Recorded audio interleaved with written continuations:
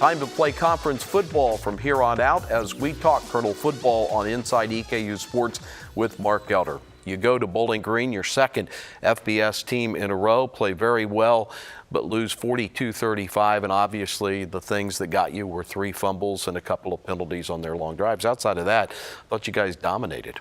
I thought we played well. We had a couple major issues with those. So obviously the 3 fumbles, and they weren't just change of possessions. There was 2 of them that were huge field position changes as well. The punt return, I mean, that was a 52-yard punt, so that's a 52-yard gain in field position for them, put them in really, really good field position. And then the other fumble, they picked it up and ran back for quite a bit of yards. So put our defense in tough spots in 3 times. Obviously, the end result, we gotta bow up on defense when that does happen, and we got to make sure that we hang on to the football with our skill guys so that we don't put our guys in those positions. But that was a major deal. And then we had a couple penalties that came at inopportune times that were choices, not mid-play deals, that were choices that we got to make sure that we're better on. 498 yards of offense against Bowling Green, 389 of it came on the ground. And when I look at your rushing attack, it's number 1 in the OVC yardage-wise, number 7 in the country. And the thing is, there are 9 different players, and this includes a couple of receivers on jet sweeps, 9 different players averaging better than 5 yards a carry. That says something. Yeah, so I think that we're running the ball pretty effectively right now, which is great to see. And we've got great backs. We've got very good skill players that can do some things with the football. The major thing that we've improved a great deal is just our blocking. We are much more physical up front. We're able to knock people off the football, and it's not just the O-line and it's not just the tight ends. You're seeing bigger runs because our perimeter is doing a phenomenal job. But I was really pleased. I don't think that we had a single negative yardage rush last week. The only negative ones were sacks. So we're not just being consistent as far as successful. We're not having those negative yardage plays in our run game as well, which is great. On the defensive side of the football, through 3 games, already have had 8 sacks, 4 interceptions, and your defense has, as we've talked about, more depth. So how do you feel like you're playing defensively? We've played a lot of guys. I mean, we do feel like we've got good depth, and guys have rolled in there and played well. We need to be a little bit more consistent. We've given up a handful of balls, throw up in the air balls that they've come down with too many of those. It should be 50-50, and it's been a little bit less than that for us. So we've got to do a little bit better job as far as playing the ball in the air consistently. But I think that we've done a good job of stopping the run for the most part. We haven't had a major issue with that. We just got to make sure that we're competing for the ball a little bit better in the perimeter. 71st season of Ohio Valley Conference play begins Saturday afternoon at Roy Kidd Stadium against a very good Southeast Missouri State team. They go to Southern Illinois, out of arguably the best conference in FCS football, and that's the Missouri Valley, and beat SIU Edwardsville 48-44 in a wild game, and they have a tremendous running back in Marquise Terry. Yeah, they're a really good team. So they've got the back who just broke a single game record, OVC record all time for rushing last week. He's tremendous. I think their quarterback is very efficient. He protects the football. He operates the offense very, very well. They've got a handful of really good receivers that are a problem. I think they're physical up front.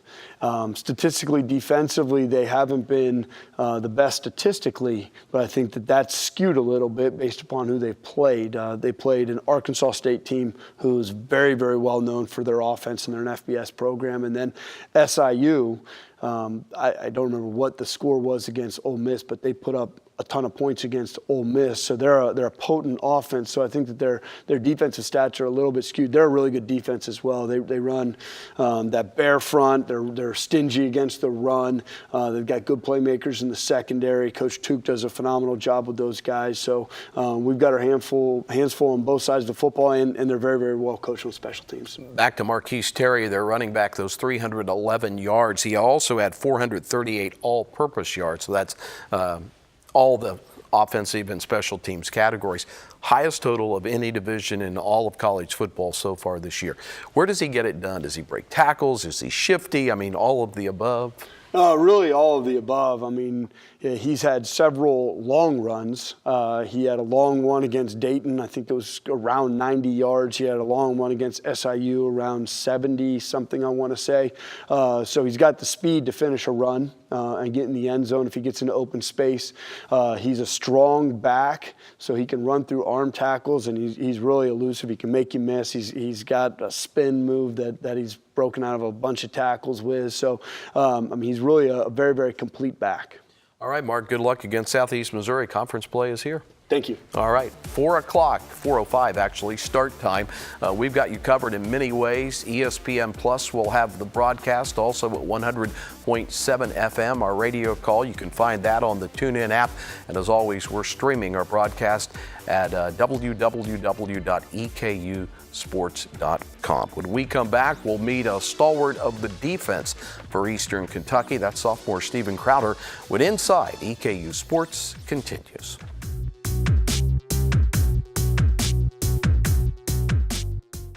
Every day is a concept that few people can commit to. Every day requires a level of dedication that forces you to test your limits.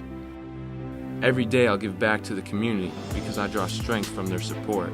Every day the sounds of your cheers will echo through my mind. Knowing that you have my back means I can always look forward. Every day I'll be too tired to sweat and my bones will ache. Every day will provide me with the slight edge that I need to succeed. Champions are built every day. Welcome back to the show. Continuing to talk Colonel football, Steven Crowder is a sophomore linebacker for EKU, and he is named OVC Defensive Player of the Week off his performance of 11 tackles, a sack, and an interception against Bowling Green State. Oh, so close in that ball game. You guys were right there. Yes, tough one to swallow because you guys played well enough to win. Right. Yes, sir. Yes, sir. Just like a few bad plays, and we're so close. Two or three plays from winning. Big sack in the first quarter for you, your first collegiate sack. Take me through that play. It was awesome. I mean, Coach Maddox and Coach Morrison, and they came up with a really good game plan, and that was one of the blitzes that was going to hit home for us, and we just tried to execute the best I could. So. And then in the third quarter, you get your first collegiate interception. Yeah. Take me through that one. That one was pretty cool. So the guys up front, AP and Elijah and Quan and all them, they rushed the quarterback, got him out of the pocket, and Gavin came around for secondary contain, and I just kind of happened to be in the right place at the right time to make the play. And the guys kind of kept messing with me, saying I should have just kept my feet and just scored, but. Thought it was a pretty good catch for a defensive player. I'm going to say that. Yes, sir. It wasn't the easiest Yes, one. Steven Crowder wears number 40 for the football team. Keep an eye on him as you open against Southeast Missouri. And you were telling me off camera there was one play you didn't wrap up the running back.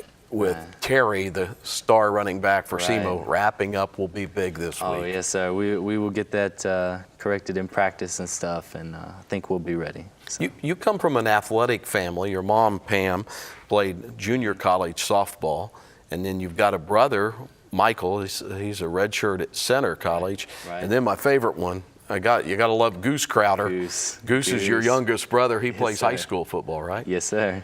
I got to ask, where did the name Goose come from?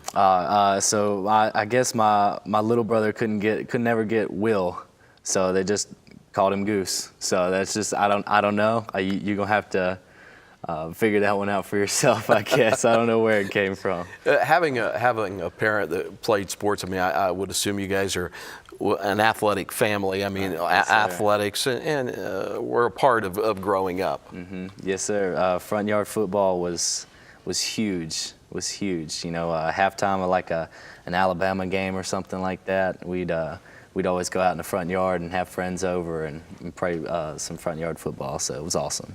Just north of Birmingham's where he lives in Mount Olive, Gardendale High School, you were fifth in your class academically, National Honor Society, now applied engineering major at EKU. What are you going to eventually do with that degree once it comes here in a few years?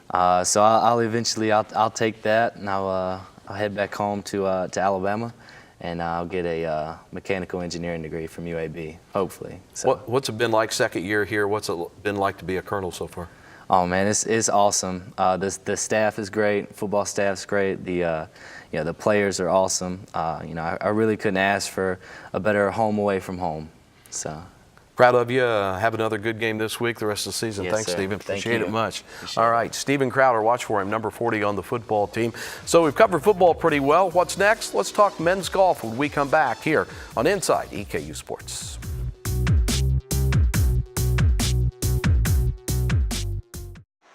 At EKU, you'll learn to take a broader view of your world.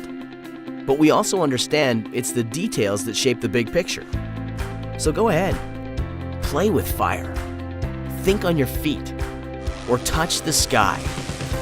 Here, you'll be a part of something new, something big, something beautiful. Be a colonel. Your time is now. Time to talk golf now, in particular men's golf, with the guy that used to be the women's golf coach for 8 years, played men's golf at Eastern Kentucky, Mike Whitson. You've kind of covered all the bases now, making the switch after playing for the men's golf team, now the head coach. What's the transition been like? It's been wonderful. I spent 17 years coaching women's golf, and I enjoyed every minute of it. But this is a new challenge for me. It's an honor to be the coach of the same team I once played for and put that uniform on with the guys. And the transition has been great. It's been hard at times. It's been easier at times, but overall, it's been a wonderful, wonderful experience. You left the women's program in great shape, and they have played well. The men's program has 5 seniors on the roster, and you had the EKU Intercollegiate this past weekend on your home course, finished second out of a deep field of 15. How did the guys play? Played really steady. I was really pleased with some of the things we did out there. We didn't make a lot of putts that last day, and I think that's why we didn't make our run on Eastern Michigan, but I told the guys after the tournament yesterday, overall, we're doing some really good things. We're really, really close to getting over the hump and sharpening up and playing some great golf. So overall, even with the group of 9 that played this weekend, as everybody played either on the team or as individuals, I was just really pleased with some of the things we did out on the golf course. Billy Basham is a junior out of St. X in Louisville, and he was your top scorer, had a 5 under for 54 holes, tied for first place in the Intercollegiate. Mm-hmm. Yeah, Billy has been he's been amazing this first month of the season. His practice habits have been wonderful to watch. His focus, his energy for the game has been great. He had a really good summer, and he's been carrying that enthusiasm and that effort on into his fall play, and it's really showed. He finished second at Marshall earlier in the week, and then tied for first in our tournament this weekend, as you said. He got beat in a playoff. A gentleman from SIUE made a birdie on the first hole and beat him in the playoff, but it all counts as a tie for first, and we're really proud of him. The schedule is different in golf. You play year-round, the guys play in the summer. Fall golf is competitive golf, but your championships are in the spring. So do you approach the fall different because you're not pointing towards OVC and potentially the NCAA tournament? Not really. Maybe the practice routines are a little bit different in the way I like to bump up the intensity in practice or maybe back off the intensity of practice. But as far as preparing for a tournament that's in September is just as important as a tournament that's in April. It's just a split regular season. So there's really no difference in the atmosphere. Maybe there's a little bit of difference in the routine and a little bit of difference in the weather, that's for sure. Hummingbird Invitational down in North Carolina is next. What are you looking for in that tournament? Well, I hear the course is phenomenal, so I'm looking forward to that. And more of the same. I don't see any reason why we'll back off from what we're doing. I'm trying to get more involved in the players' games a little bit as I've gotten to know them and gotten to know their games over the last month. And we have, I guess, 12 days before we travel again, so we have a little bit of rest time, but also some time to put some hard work in, and I can't wait for that next event. There's no rest time for a coach on the collegiate level, and with 5 seniors, I know you've been hard at recruiting. That will continue. Yes, it will. Yes, it will. It's definitely on the front burner right now, recruiting, and but I'm having a lot of fun with it. The number of emails and number of phone calls we get on a daily basis is unbelievable. And right now it is on the front burner along with the season. So it's long days right now. Good to see you. Well, I looked. I think in one OVC tournament, your low round as a collegiate was 64. Mm-hmm. You ever mention that to the guys? Not that yet. out as a goal? Not yet, but I will. I will when we get closer to the OVC. I'll tell them all I hope they shoot 65. I shot better than a 64 once, but it was on a putt-putt course, so, a little bit different, right? Yeah. Mike, it's great to see you. Good luck the rest of the fall season and then on into the spring with the golf team. Good to see you. Thanks for having me. Men's golf coach Mike Whitson with us here on Inside EKU Sports. We're going to continue on this fall sports theme. We'll talk about cross country next. Both the men's and women's teams down in Nashville this past weekend.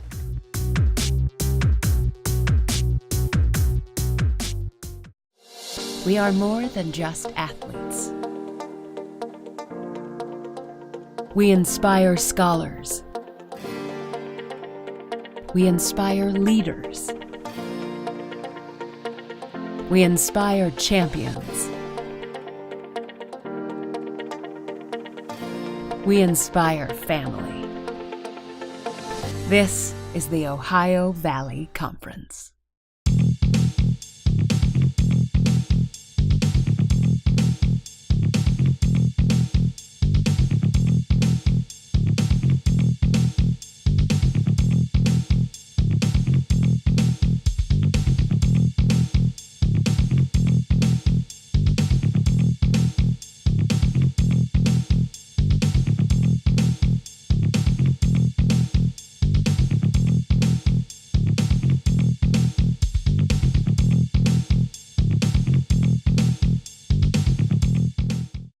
We talk cross country now here on Inside EKU Sports. Alondra Hoyos is with us. She's a runner on the women's cross country team and off to a pretty good start. The team finished 6th in a loaded field down in Nashville in the Vanderbilt Collegiate the other day. How did you feel like the women ran, including yourself? I think we did pretty well. We made some progress from the previous meet, and we're a pretty young team, so I think the field was pretty competitive, so it was good for the freshmen to be in that environment. Yeah, you're 3rd, 6th, 17th, and then you were the 4th best EKU runner. You ran at Xavier. You're now a graduate student. So what have you learned as you become an older collegiate about running and running in a competitive environment? I think just being around people that are like equally, like being in a loaded field like all the time. Does it push you? I mean, if you see another runner doing something, does it push you or does it motivate you? Yes, of course. Being not like on this team, I feel like we're all pretty, everyone's not at the same spot. Right. But I think we're pretty close. And so it's like good at practice to have like a good group to train with, and we do push each other every day. You got your degree from Xavier, so you're a graduate transfer. What are you doing as far as a master's degree here at EKU, career goal, that kind of thing? I'm doing the master's in public health, and my goal is to eventually work for the Center for Disease Control. But right out of school, I'm not exactly sure what I want to do first. It's a field that, in health, public health, you always know we're going to have health problems. Right, it's definitely growing. Right, because my wife's a nurse, and that's one thing she always says is, there's always going to be jobs. Is there anything, or is it too early to say, well, I want to focus in on this part of that wide-ranging field? I think so. I actually didn't know anything about public health prior to coming to EKU, but I was looking more at social work and then read up on public health and started doing a little more research on it. And it's kind of like, it's not the same thing as social work. I feel like social work's more individual. I wanted to do something like on a more broad, like bigger, not a bigger impact because like individual's important as well, but like more community. Right, community level. health type of things. Right. What's the goal for this team as you run against other great teams? What are you focusing on for this season? Well, to win OVC, that's the main goal, and then to do really well at regionals and see where we can place at regionals. Past week in Nashville, now to Louisville next week for the next meet, and they keep coming because you look down and the OVC championships are like a month and a half away. Yes, I feel like we just started the season. At Louisville, just kind of to close our gap from the first to our 5th person and make up some ground there because that will really help with points.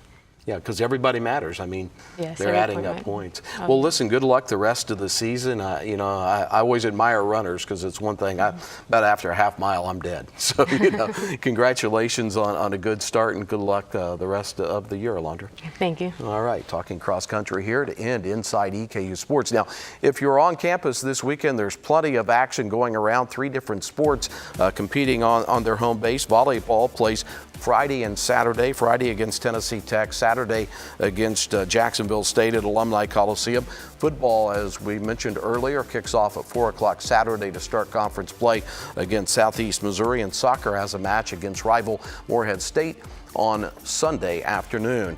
You can always keep up on Colonel Athletics by liking and following our pages on Facebook, Twitter, and Instagram. That does it for another edition of Inside EKU Sports, and as always, go Big E.